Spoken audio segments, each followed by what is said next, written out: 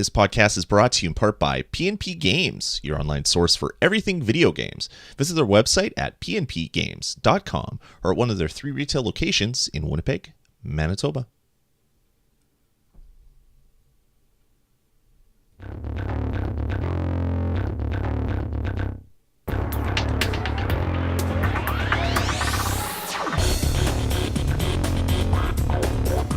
Alrighty, everybody, and welcome to the Touch of Gaming podcast. This is episode number 164. As always, I'm your host, Lloyd Hannison, and joining me, as always, Jared Schultz. Jared, how the heck are you, my friend? I'm doing just lovely. How are you doing, Lloyd? I'm very thankful for the mute button on my microphone, because when I screwed up playing the intro music, I said some choice words that thankfully were not picked up by my microphone, so that was good. I didn't hear him. I didn't. Yeah, that's good. Good. What? Anything new? Yeah. Lots is new. It's been crazy at work. My son turned 8, so I'm officially an old person, apparently, according to you, Jared. Oh yeah, I said that. I have a nice view of your forehead right now, since you're on camera. I should look up. Yeah, that's new as well. And I ordered a new Mac for my podcast production. So there's lots of new stuff happening. Some good, most of it not so good. So it's been an interesting week, we'll say. It's cool. My son turns 2 next Monday. Crazy. It's just, I don't know. It feels like just months ago he was born and your wife was walking around with him in the background, not realizing she was on camera. Yeah. The one time that happened, she was not very happy about that, I remember. Yeah, she wasn't. But you know, it's crazy. Yeah, it's tough to believe that he's already 2. You know, I remember, you know, taking a couple weeks off because the baby and all that, and now he's 2. It's crazy, and he loves buses. And if we see a bus, he'll be like, "That's a bus," and that's awesome. If he sees a truck, he'll say, "That's a bus." Oh yeah, everything's a bus. And then you're like, "No, that's a truck," and he'll be like, "No, bus." So he's probably gonna have buses on his cake because that's what he really cares about is buses. It's kind of funny how they all pick up on little things like that, and that becomes their favorite thing in the world. And they latch onto it. Yeah, he has a little metal bus that you can't take away from him. Like, nice. That is very, very adorable. Today it got dipped in yogurt, so. Oh, so it's a yogurt bus now. Yeah. Carries yogurt from place to place. Very cool. Anyway. All right, man. Well, let's get into the show. Yeah, we just did one last week. So what's up with this? How come we're doing an episode again? This is weird. I know, it's excellent, right? So It is excellent. I think we kind of talked about it, and we said, well, we would prefer to do a show and try and do it every week when we can, and just realize that if we don't have a review every week, then we're sorry, but we felt like we would be better off trying to do shows every week. Exactly. Is that a good way to put it? Very, very good way to put it. So basically, we were both incredibly busy there for a while, and there wasn't that much happening in the space, so we decided to go bi-weekly or bi-monthly, twice a month. And now we're trying to get that back to weekly because we know you guys are wanting more and more episodes. Usually we do 2 or sometimes 3, sometimes 4. We've done 4 reviews in an episode. We're not going to be doing that anymore, at probably not very often. So you're going to get 1 or 2 reviews probably in an episode, and chat about all the great stuff that is happening in the iOS space. The best part about it is you're going to get shows every week, which is going to be a good thing for everybody. So your podcatcher will be happy, whether it gets 1 review or 2. Yeah, so you'll get whatever reviews that we feel that we have played enough, but we're not ever going to try and force a review that we haven't played enough. And That's right. You know, you'll get as many reviews as we've been able to play in any given week, and it'll probably vary depending on what's going on in our own lives. So and how awesome the App Store is, because it seems like it's been very. It seems like every week lately is either incredibly good or terrible. Yeah, that's exactly how it is. There's AAA releases, and there's 5 of them, and then the next week it's all freemium garbage that no one should play. It's been really, really hot and cold the last few weeks. Yeah, that's what I've seen. It seems like a couple months now. It's like there'll be a week and you're like, oh my goodness, there's so much to play, and then the next like 2 weeks you're just like, and nothing. But it's fine because it gives you time to play the good stuff. But Exactly. so anyway, that's the way that I think we're gonna go. So Yeah, let us know what you guys think of it. Head on over to the forums and get Jared to post some more, since he's now the leader on the chat room for No, I'm not. Corky Dog took over. Oh, he did take over? Yeah, he took over. Oh, I thought you were still the leader. Nah, Corky Dog's got me beat by 20. Oh, damn. Okay, I'm ill-informed, which is crazy. Which is crazy. All right, well, let's get into the show. Let's jump right into our what we've been playing. So, Jared, why don't you tell us a little bit about what you've been doing lately on your iOS devices? Okay. I just got distracted by the chat room. So I have been playing more of that game called Crossword Dungeon, which is the one that I kind of told you about last week. And I think I can give you a little bit better explanation. At least I hope I can. So you are a little guy, and you are on a crossword board.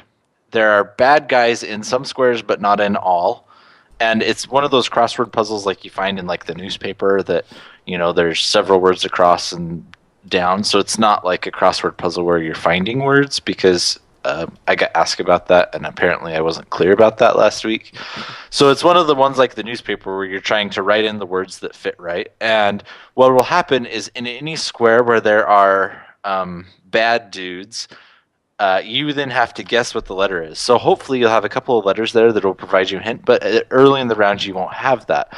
You can't move off that square until you beat that bad guy. And the way that you beat the bad guy is putting the right letter in. And every time you're in a square, there will be 8 choices on what letter you can put in there. However, only one of the 8 is correct. However, that does help you, because you can see like, oh, I think this word is, potato, but then there's no P, so it can't be potato. So obviously you don't have the clue right. And then sometimes you'll be in those cross squares where there's one going horizontal and one vertical, and then there'll just be 2 clues there that you're trying to get by. I would like to see a bit more like RPG stuff in it, so I could like get farther each time, but I'm still like, it's a fun little game to play around all the time. All right, so the second game that I've been talking about, that I'm going to talk about, is called Evolution Battle for Utopia. So there's a game that came out a while ago that basically tried to put a freemium shell on a very hardcore game. In fact, this game, it was called like Revenge of the Sovereign or something like that. Seems like there's another word before that I'm not remembering. It'll come to me in just a minute. I'm not remembering things well today. I don't know what's going on. You're getting old, is what the thing is, Jared. Hey, my birthday's not for a week and a half. Anyway, then what is it called? Juggernaut Revenge of the Sovereign. And it was like a freemium take on like Infinity Blade. And so it had some of the Infinity Blade systems. Well, the same company is trying to do this game called Evolution Battle for Utopia. And it's very similar in the fact that it is hardcore, but they're trying to do like a freemium game around it. So the game, you're wandering around and exploring this world, which is called Utopia, hence the Battle for Utopia, and you're wandering around and you'll get in battles, and it's a very pretty simplistic battle system where you're just touching the person that you want to aim at, and you have like a little dog thing that'll attack. And then sometimes you can throw grenades, or you can use health packs, or they'll throw grenades at you and you have to shoot down the grenades, because apparently you're such a good shot that you can shoot a thrown grenade, which I've always thought is kind of ridiculous. But there's always a few things that are ridiculous in games. And then there's also, at the same time, there's some of the freemium elements of like you'll get a mine, and that mine will mine so much steel, and so you have to kind of babysit timers and grab the different things. My big complaint here is that there's way too many resources that you're having to juggle. Like I'm not even that far into it, and I think I have like 8 or 10 resources because there's like data packages and steel and some sort of crystal and some sort of energy and some money, and there's just so many different resources that I just my brain is not comprehending them all. I know that they're trying to like make it more realistic as opposed to being able to buy everything with some made up currency or something, so that you actually have to build. But then you really rebuild your little base, explore the world. You can go and attack other people that have created their bases as well. I haven't gotten very much into that because the moment you start attacking, then you start appearing on other people's radars, and I haven't wanted to do that. I might play it a little bit more. But yeah, like I said, it's a very very high tech and attempt at doing a freemium game on what is a very serious game. It's an interesting thing that they're trying to do here.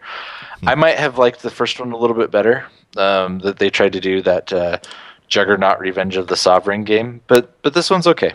The next game is Front Wars. Have you ever played a game called Advance Wars? I have. Did you play it on the Game Boy Advance? I did. Good. So, Front Wars, in a lot of ways, feels like a 100% ripoff of Advance Wars. Downloading right now. Yeah, because it's a good game, but they almost go too close to copying. They have almost the exact same units in it. They have anti-air. They have the little infantry that are cheap, and they can go 3 spaces. Whereas then they have the guys with the little bazookas that cost a little more and can only go 2 spaces. When you take over cities, they have 20 resistance, and based on how much health your guy has is how much of the resistance you can take down in any turn. It feels like a clone, but they at least came up with new maps, I think is the and it's more original Advance Wars too, because I played all the Advance Wars games, everyone in the series. My favorite was the Advance Wars DS, I think. The first one on the DS, not the second one. The second one was okay, but the first one was good. And so this one feels like more the original Advance Wars that happened. They tried to make it like a World War II time frame type thing. Yeah, so if you really want to Advance Wars, it might be worth checking out Front Wars. I'm still... I don't feel real comfortable because it does feel a little bit too much like a clone. But I don't know. I might get over it just because I really liked Advance Wars. And the battles go a little long, just like Advance Wars did. But the battles on a phone, they just feel like they go a little longer than I generally play on my phone in one sitting. Is it worth $3? How much did you like Advance Wars? I really kind of liked Advance Wars. I would get it then. Okay. Yeah, it's worth it.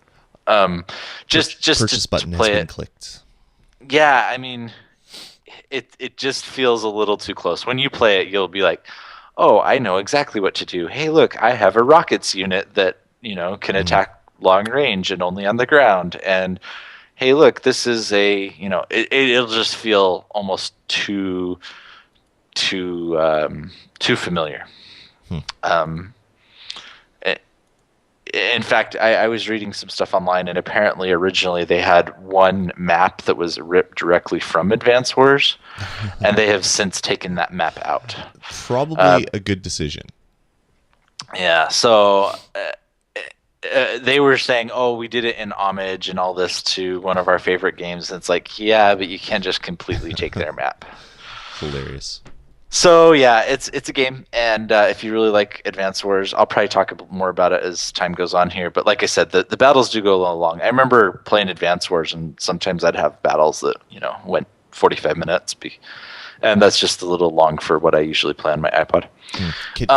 Sorry to interrupt. Can you play multiplayer at all? I have not looked into that. Wondering, I would. this is a game that's screaming for asynchronous play. Oh, that would be awesome. That would be great. If I could take my turns and then you could take your turns. Yep. Yep. Exactly. So there is a multiplayer button, and I can create a game. Let's see. And I'll go to Game Center. You can challenge your friends online on Facebook, Game Center, or by passing the device. Oh, it does have async. Yeah, it does. Are you going to start a game with me? Okay, wait. Is it async or is it real-time multiplayer? I wonder. No, it says through Game Center, I think. We'll have to look into that after the show. Have you loaded it yet? Let's see if it's downloaded. I clicked buy, so probably. Yeah, there it is. Front Wars. Oh, it says that none of my friends have the game. So until you log in and it logs it to your account, I won't be able to do it. Okay, let's see. But if it multiplayer, create game, Game Center, invite friend. This is great radio. Jared Schultz. Let's hit next. Yeah, well, if there is asynchronous, then we'll play a couple of games and include that in a review. Because that would be awesome. That would be really, really good. That would turn this into like a must-buy, and we can have. Oh yeah. So I started a game with you, and I get an end turn button at the top of it. Awesome. So we just have to find out if it does asynchronous or if we. Let's see. Or if it stores it. So I just tried to start a game with you as well. But anyway, so let me go on, and we may end up having more to talk about. Cool. Front Wars. So I just ended my turn, and I can go to the main menu. Oh, great! And it shows Quacko waiting right at the top of the thing. Okay, this is the best app ever. I am very, very, very happy right now. Oh, and I just got a message. Want to play Front Wars from Lloyd Hannison. That is amazing. We made podcast history right now. We found a game, figured out a feature, and played a turn, all while talking awkwardly into microphones while trying to make sense to people. So forgive us for the last 5 seconds or 25 seconds. But yeah, we'll let you know if this game is any good. Yep. And if you want to try it out with us, it's $3, and you can start a game with either of us, and we'll try it. So there's this other game that came out that I was so jealous that you had like 2 weeks ago, and it came out yesterday. Nice. And I played Hearthstone. How good is it? It's so good on the iPad. Yeah, it fits really, really well on the iPad. It's a good game. I enjoy it. I think it was initially thought of as an iPad title, and then they made it a PC as well because it plays so well on the iPad. Yeah, it's almost like they're like, well, let's do it on PC and get proof of concept and get the beta done, and then we'll move to iPad. Exactly. Yeah, it plays just as well as Magic does on the iPad, which is very, very, very well. Yeah, I like the fast matches. You know, my wife and I, we can just be hanging out. You know, watching a show or something, and I can be playing Hearthstone over on the side. It's really good, and I enjoy the lots of little things. So, for people who don't know, Hearthstone is a collectible card game from the makers from Blizzard, and it's set in the World of Warcraft universe. So it goes and it plays some things like Magic the Gathering. However, it simplifies things. So the way that it works is that every turn you gain 1 mana point. So you start off with 1 and you work all the way up to 10. And with the mana points, you can then, summon different guys to come out and fight for you. And it's really, really good. I really enjoy Hearthstone just because they do a couple of cool things. So generally in collectible card games, one of the big issues is the really powerful cards just go up in cost crazily. They have completely made it so you can't do any trading in this game. Any cards that you get, you have to earn yourself. However, if you get so many cards, or if you get cards like a whole bunch of commons that you don't need, you can disenchant them for a little bit of dust. So you don't get a lot for most of the cards. For rare cards, you do get more dust, magic dust. But then you can just, if there's a powerful card that you want, you can just go create it from that dust, which is really, really cool. Additionally, they have really, really good like matchmaking. I don't think I've ever rated more than about maybe a minute. I think I had one time where it was almost a minute that I was waiting for a match.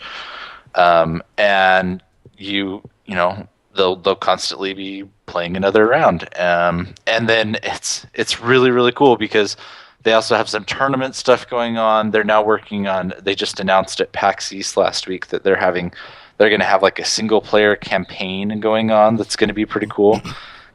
It's really simple, but really, really good. So I recommend that you go out and try some Hearthstone. I do think that it's getting extra publicity just because it's from Blizzard. And, I keep trying to think, like, if this game came out from someone who wasn't Blizzard, would it be as popular? And I don't think it would be, but it'd still be pretty popular because it is very polished and just, works really well. They really embrace the medium. Some of the things that you could never do in, like, a Magic the Gathering or anything, you're able to do here. Like, for example, there's some cards that you'll play and you'll automatically summon another guy. Things like that you just can't do, and you can do on this game. So it's worth a check out. And it's now out worldwide. Mm-hmm. If you do want to add me, I think I'm Quacko on it, like I am on everything. So if you see me online, feel free to hit me up for a match. I'll be happy to play. So cool. Hearthstone. Then I've been playing a game called Dungeon Quest, which I was going to talk about more, and then I saw what you were going to review. So I will not talk about Dungeon Quest that much right now, and I will talk more about it when you discuss your review.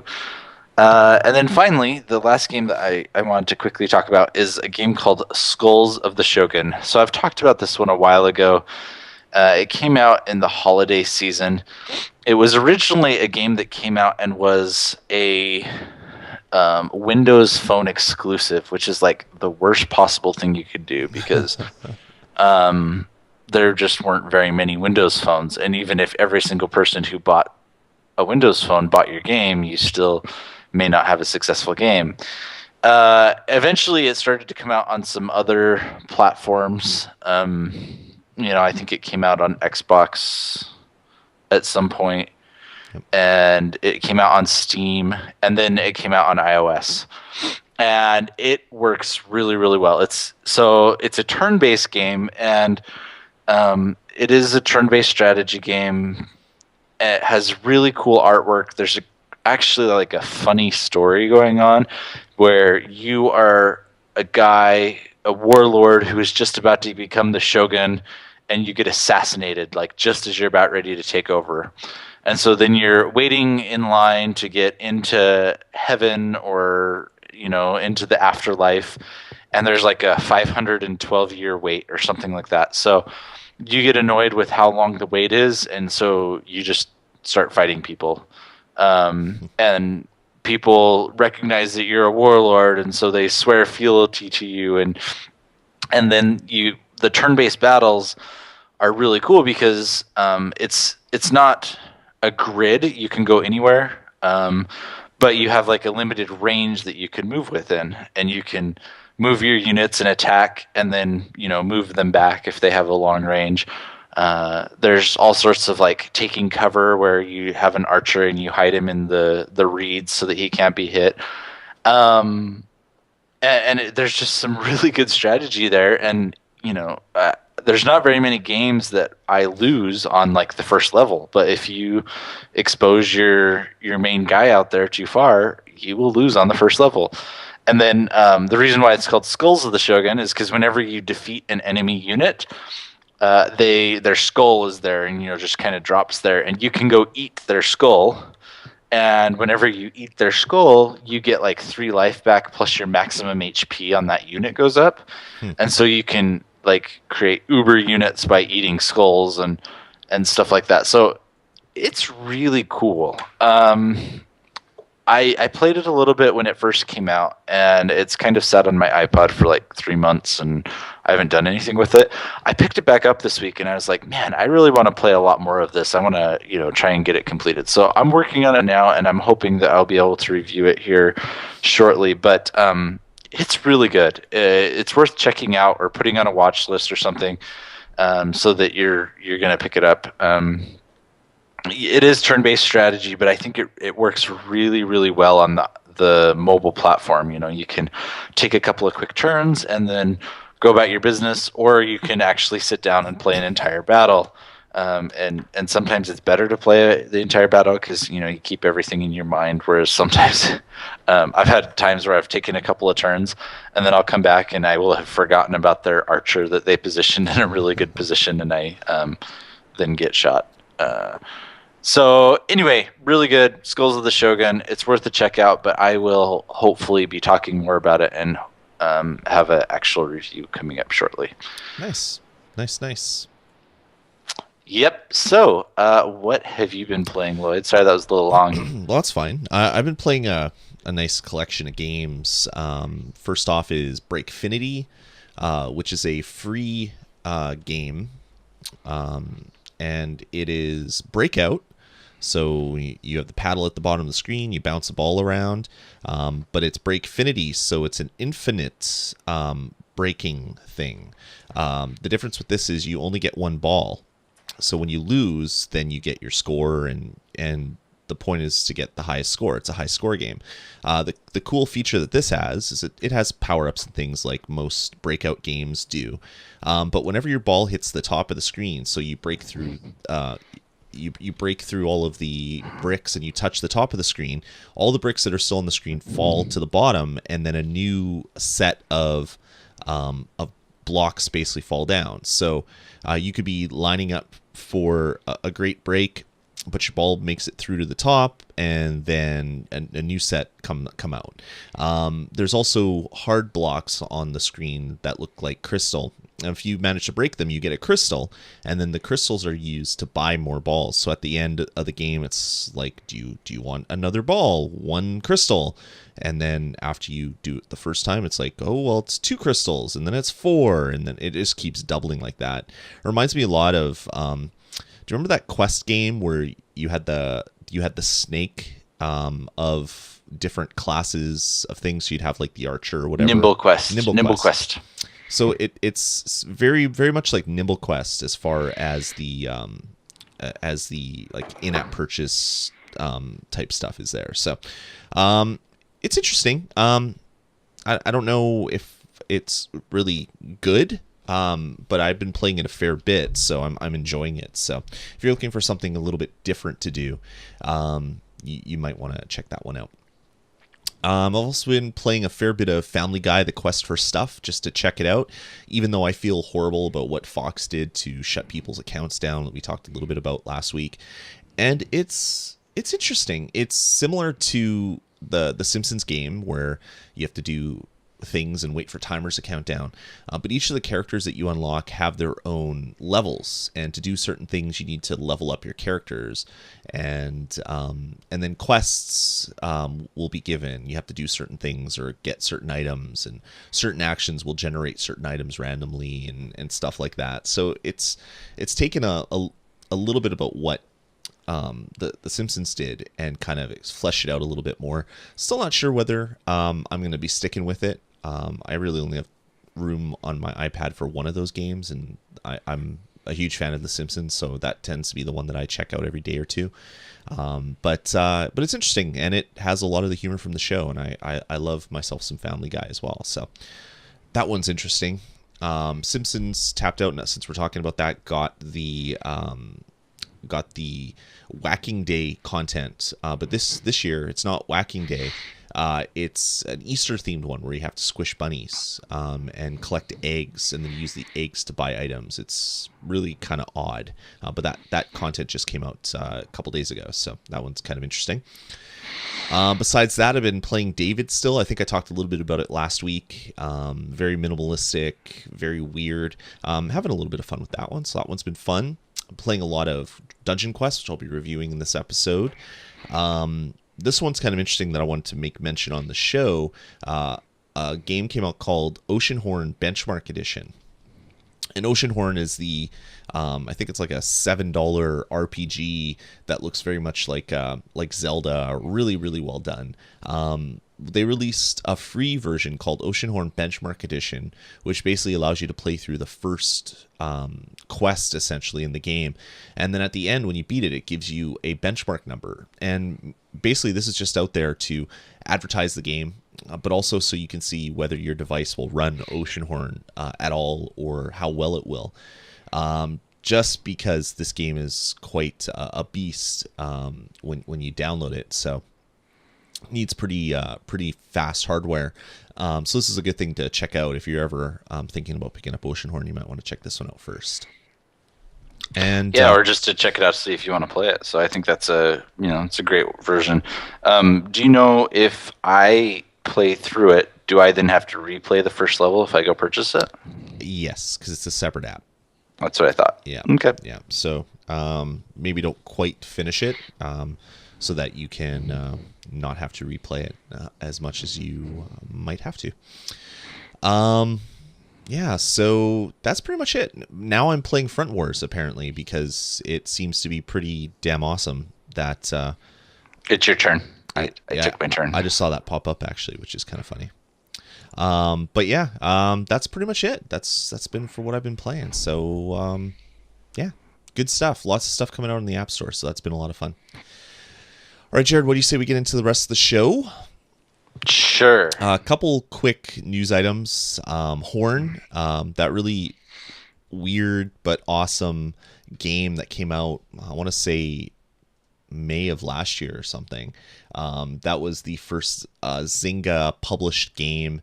It's kind of like a third-person RPG type thing. It's free right now. It's Apple's App of the Week, so you can go download it for free and play it. It was a fun game when it came out. I'm just looking here to see when it first came out, to see if I was right. Nope, September 2012, so I wasn't even close at all. Oh yeah, it was updated in January. Maybe that's why it popped back up in my memory. So yeah, the game's been out for a while, but it is a lot of fun and definitely worth checking out now that it's free. So go download that one on the App Store. Also out, as Jared said, Hearthstone is now a worldwide release. So you can download that and play Hearthstone to your heart's content. And the other game that went free that might be worth checking out is Knights of Pen and Paper. It's one that we actually reviewed on the show, and we both thought it was pretty good. It has since gotten the +1 edition, which makes it even better because they fixed some of the things that I actually complained about. So if you're interested in Knights and Pen and Paper, we don't know how long it will be free, but you should pick it up. Go download it now. Yeah. Like right now. That would be a good thing. And also wanted to mention that a really great strategy game called Frozen Synapse came out a while ago. I think it was $4, I want to say. It's now been dropped down to 99 cents, which is a steal. Definitely worth picking up if you like strategy games.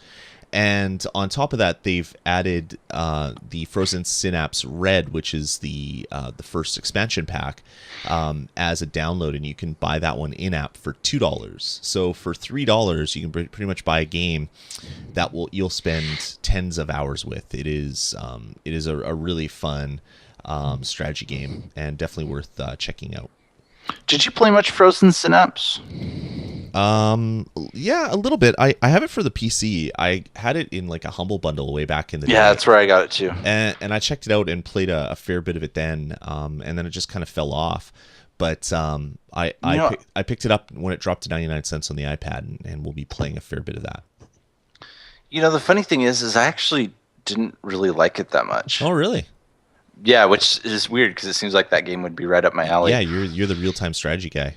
Yeah, strategy games are my favorite, and for some reason this one just did not. I think I felt like it was too fiddly, like working with timers and all that I just didn't like it that much. So, oh well. Because basically the way this one works is it's real time, but you get to like plan out the next, I think it's 7 or 8 seconds. So you, for the next 7 or 8 seconds, get to plan your guys' movements. Is that right? Yeah, it's something like that. Okay, remembering the right game. Yep. Yeah, it's I don't know. It's out. It's $1, and it has the update there available for you as well. So definitely go check that one out if you're into that. For $1, it might be worth picking up if you like strategy games, just to check it out. Yeah, and the other big release that along with Hearthstone worldwide, that people are talking a lot about is actually a game called Hitman Go. Hitman is a big franchise that is pretty well known on the PC and console world, and Hitman Go is completely different. It seems like you're in like a world of Hitman Go where you're a hitman trying to take people out. Except this one is like all the graphics on it are super simplistic.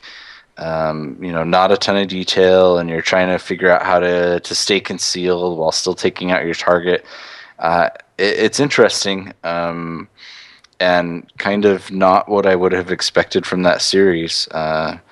But people seem to be thinking it's okay. So it's $4.99 on the App Store now. Yeah, and yeah, I don't know. It's not the game that I would want, but I'm not a huge fan of Hitman to begin with. Me neither. So maybe that's not such a bad thing. But yeah, it's I don't know. It's interesting that it's even out there. So definitely go check that one out. At least just check out the screenshots to see if that's something that you guys would be into. Yeah, the art style's really weird on it. It's just really different. Yeah, it totally is. It looks like you're playing with miniatures in like a plastic world or something. Like a tabletop game or something. Yeah, it's really, really quite bizarre. But yeah, I mean, it's unique, so I mean that's a good thing. All right, cool. Well, that's it for news. Let's get right into the review that we have for you this week. I'm going to be reviewing a game called Dungeon Quest, which is probably the most generic name you could possibly pick when you're naming something for the App Store. I just did a search on the App Store, and it actually comes up first now. When I first wanted to download it because I heard about it, I went and did a search for Dungeon Quest, and there was like 3 billion results were returned, and I had to go like so far down to actually find the actual game I wanted to download it. I guess they've been getting a fair bit of downloads because they're right near the top when you search for Dungeon Quest, which is a good thing. Dungeon Quest is a top-down dual-stick brawler. It's very reminiscent of a Diablo. The thing with this game is when you get into it, you can pick either a warrior or a mage. The good thing about this game is it is free. I don't think I said the price. For free, you can play through the game with one character and basically make your way throughout the game. There's no wall that you'll hit. You can basically play all 200 floors that are in this game if you want. But when you start spending some money, you can unlock other things. There's ads that pop up, but the first time that you make an in-app purchase, those ads go away, which is nice. If you want to create multiple characters, you can buy other character slots for 99 cents. When you do create other characters, you can actually hire them with your main character. Or you could hire your main with your sub character, which is kind of neat. So you can have other people come and fight for you, which is kind of fun. And essentially, if you've played Diablo, you kind of know what this game is. You're in a dungeon. These dungeons are randomly generated as well. And basically, you start a floor, and you have to make your way to the exit. When you make your way to the exit, you go down to the next floor, and vice versa. There's 20 main floors. So there's 5 groups. No, wait, that's not right. There's 25 main floors, because there's 4 groups of 5. And after you beat the 5 floors, you get a boss battle. When you beat the boss, you go on to the next set of 5 levels, and you keep going down into the dungeon. It's an action RPG similar to Diablo. So as you kill things, you get loot fountains out of the enemies and gold fountains. So they drop stuff that you run and pick up. And you're basically gathering loot, as much loot as you possibly can, so that you can get bigger and badder and defeat bigger and better enemies. And that's pretty much the game. Once you get past the lava, so you're into Act 4, and you get past floor 20 and fight the big boss at the end of the game, it actually restarts and takes you to another floor. So you're not at floor 20, you're at floor 21, but it just restarts back on the first set. So you're basically replaying these floors over.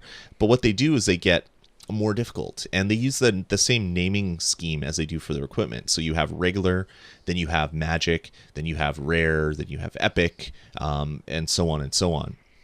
So as you get deeper and deeper, enemies get harder, but you get more loot, and then you get deeper and deeper. The enemies are harder, but you get more loot, which allows you to kill more things, etc., etc.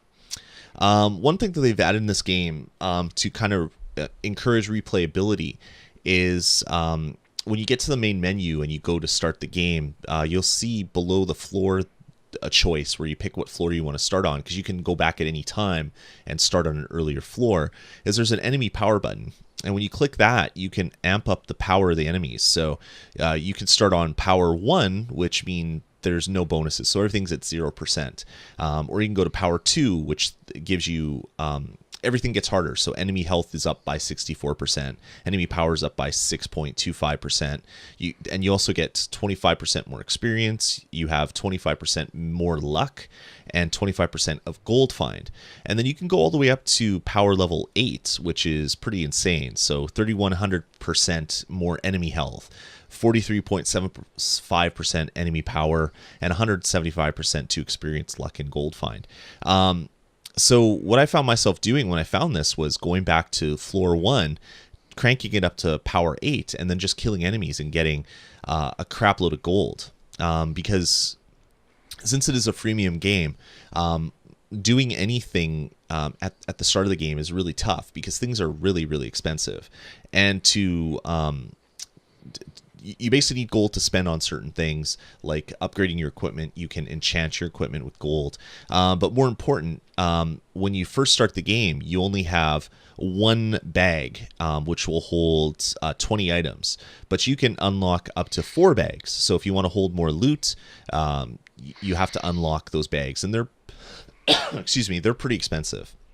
But then after you get through the 4 bags and you go on to the next bag, you hit the next bag button, there's something called a stash, and this is shared loot between all of your characters. So if you find a really great item that is good for mages, but you're playing a warrior, you can actually drop stuff in the stash, and then your other characters will have access to it as well.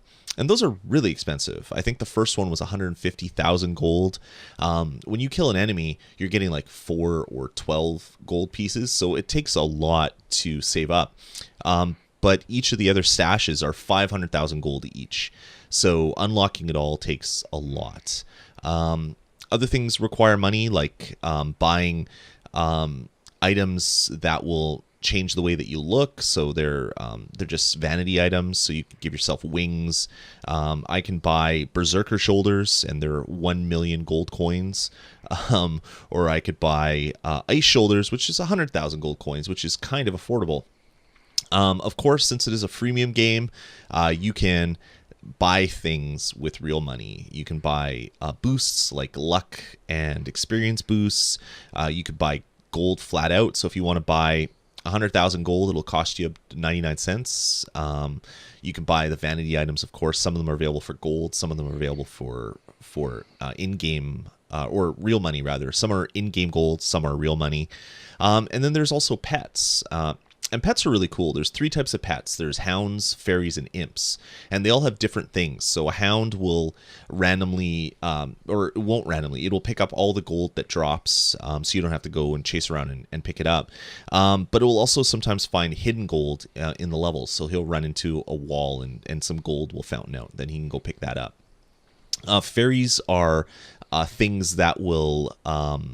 that will heal you randomly. So when you get below 50%, they'll start healing you, which is great. And then there's imps, and imps are the creatures that I use a lot. What you do is, in your options, you set a threshold, And the imp will run around and pick up items that are below that threshold. So if you want to if you want to get only epic weapons and you don't care about the magic ones or the the next level, this imp will come and steal them. And when he steals them, after he steals 5 items, he'll actually generate a rare item in return. So he'll create something that is probably better than all the stuff that he picked up, and then you can basically I don't know, grab that, and hopefully it's something that you want. And that's essentially the game. The good part about this is, though there's in-app purchases, none of them are really necessary. If you're okay to grind, you can pretty much get through the game without spending $1. I played up to character level 30 before I spent any money in the game. The ads between each floor, you get an ad that pops up that you have to close. So I just wanted to get rid of to get rid of that. I didn't want to have any more ads pop up, so I spent $3 on a vanity pack that gave myself hero shoulders and a hero symbol behind me, and I think gave me some gold or something as well, and gave a couple bucks to the developers because this game has been a lot of fun for me, and now I don't get annoying ads anymore, and I'm having so much fun with it. I might actually buy 1 or 2 other character slots so that I could play some more characters and have some fun with it. But yeah, that is essentially the whole game. So you're going to find bigger and badder loot as you get deeper and deeper. The thing that they've added with newer versions is there's now legendary items that you can find that will be randomly in the game. There's 138 random legendary items. So you can get something like Golex's Gauntlet, which basically will always give you an extra chance for the bolt, extra attack speed, more percentage of freezing, and more armor, and then it has some random stats on it as well. So even though you might find something like the Golex's Gauntlet, I guess, is for mages, but this is the weapon I'm actually using right now. It's called Fate's Travesty, and it's like stupidly amazingly overpowered when I got it, but now where I am at the game, it's actually pretty good, and if I found a second one in the game, it'll have different stats than the one that I picked up, and that's the hook here. Is you're always trying to get bigger and bigger and badder weapons, or equipment. So there's 6 things that you can upgrade. There's your weapon. There's an offhand item, was either a shield or something else, and then there's the helm. There's your armor, and then there's a ring and something that you wear around your neck. And you're trying to find stuff that will increase your stuff. So you can get items that will give you bonuses to different skills. You'll find things that will give you more luck or more gold find.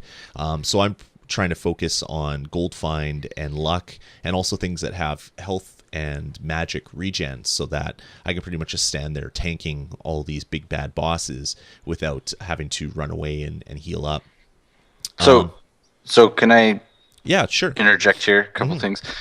So first of all, when you ID something in the game, does nothing happen? I mean, it obviously unlocks some stats, but it's not like it costs me anything to ID it, right? It does cost you. Every item has a small cost to ID it. So an item, like when you look at an item in your inventory, it'll have if you click on it or if you tap it, it'll have some gold, and then it'll have some numbers beside it, and that's how much you get if you sell it. But that's also how much you get to ID that item, and when you ID it, it'll actually give you more if you sell it.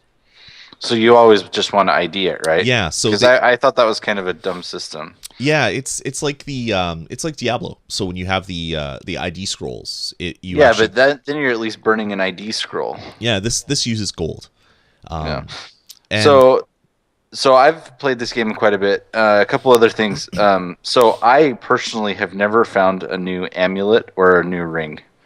I'm still using the same one I got at level 1. Yeah, you don't usually find that stuff to around level 20, I think, is when I started finding that stuff. So I'm level 17, so maybe soon is what you're telling me. And one thing I didn't mention is the pets in the game. You can actually find them. So when you get further in the game, there'll be some like crazy bosses, and they'll actually have a pet flying around them. And if you manage to kill that boss without dying, you actually get to keep that pet, which is kind of a nice thing. So you don't even have to spend any money to do that. Oh, that's good. Yeah, because I've been considering actually paying real money just to get a pet because I want a pet. Yeah, I mean that's a good way to get one of the more higher powered pets. They all have random stats on them as well, and they level up as you level up. So I have this one imp where when I started, he had 25 magic points. So he adds to your magic points when he's your pet. I've leveled him up to level 25, and now he is 600 plus 614 magic points. So depending Cool. on the type of character you are, you want to get a pet that might have stats that you would want, I guess. Yeah, because I'm playing a magician. What are you playing on it? I'm playing the warrior. Yeah, so it sounds like they're going to release some new guys here soon, but it's like Lloyd was saying, it's surprisingly good. Another thing that's interesting in it is they use there's kind of a mini achievement system that's going on in the background. So, Yeah, like for just about to get to example, that. once you find 100,000 gold, from then on, you will be getting 1% more luck in Yeah. the game, And which is kind of a cool system. and the better part about that is each group of 5 levels has its own set of quests. So and they stack. So if you've gone through all the worlds and you've unlocked all the stuff, like I've done that. I'm almost through my whole second set of 25 levels.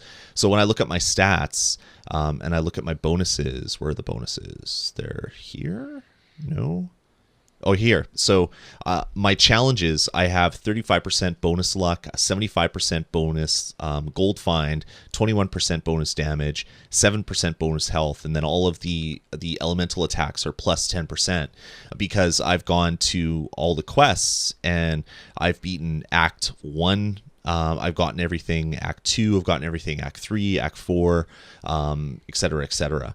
And that's the best thing about this is they stack as well. So when you beat the game, you beat all 25 levels, and you go back to Act 1, but on Magic, you get another set of these things to go through. So you can just keep stacking stuff on top of it. So you can, the more you play, the deeper you get, the more stuff you'll find, the better your luck, the better your gold find and stuff like that. It's really addictive. Like I'm a huge Diablo fan, and I immediately got the same sort of I don't know, loot lust playing this game, where it's like, oh well, if I could just find a weapon that had this on it, things would be better. And then you find that weapon, and it's like, well, now I got that. That's awesome. But now I want this other thing, and you try to find that stuff. It's really really addictive, and it's fun, and it's the best part about it is it's free.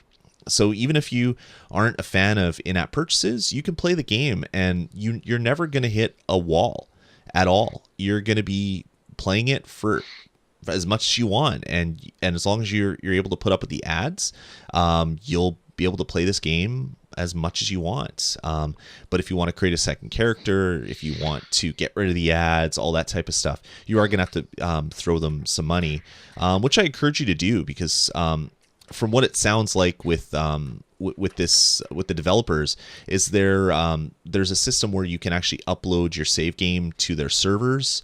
Oh, I just died, which is great. So you can upload your save game to their servers. So it sounds like they have bigger and bigger plans for what this game is going to become, which to me is a great thing, because, as I said, I'm a huge Diablo fan, and this game just screams of Diablo to me.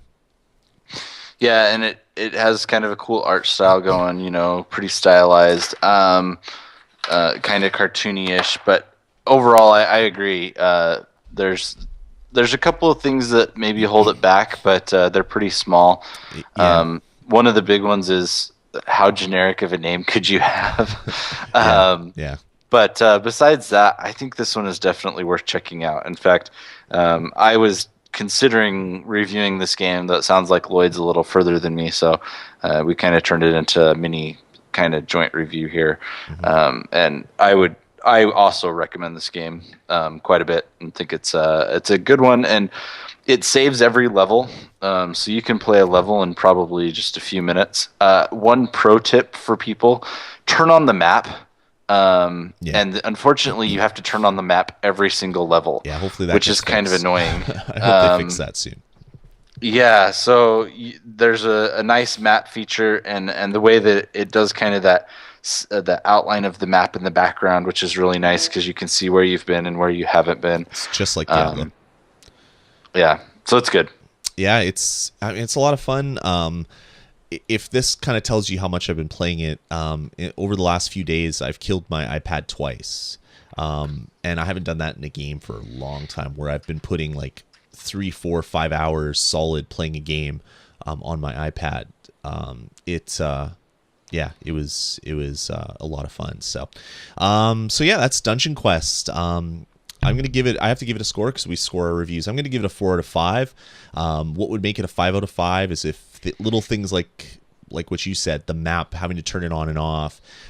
It's kind of buggy sometimes where I've had the sound just stop, where I hear the background music but my actions don't make any sound, which is kind of annoying.